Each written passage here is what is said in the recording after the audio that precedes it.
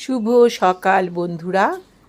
সকাল মানেই মিষ্টি সূর্যরোদের আনাগোনা, সকাল মানেই নীল আকাশে পাখির গান শোনা, সকাল মানে জীবন পথে সকলে মিলেমিশে এগিয়ে চলা। তবে আজকের সকালের রোদটা কিন্তু মিষ্টি ছিল না, প্রচণ্ড রৌদ্র উঠে পড়েছিল। তবে সূর্যোদয় মানেই নতুন দিনের শুরু আর নতুন করে বাঁচার আশা। প্রতিদিনের মতো আজকেও কিন্তু 6:45তেই কিন্তু বাড়ি থেকে বেরিয়ে পড়েছি মর্নিং ওয়াকের উদ্দেশ্যে। এবং উদ্দেশ্য হলো যে আমাদের যে মাঠে আমরা এক্সারসাইজ করি সেখানে পৌঁছানো। তবে হাঁটতে হাঁটতে কিন্তু আমাদের সেই মাঠে আমি পৌঁছেও গিয়েছি।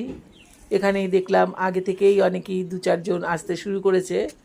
কালকে রাতে প্রচণ্ড গরম পড়েছিল, সকালে মাঠে আসলে কিন্তু একটা ঠান্ডা একটা পরশ পাই, কিন্তু আজকে মনে হলো সেটার অভাব অনুভব করছিলাম।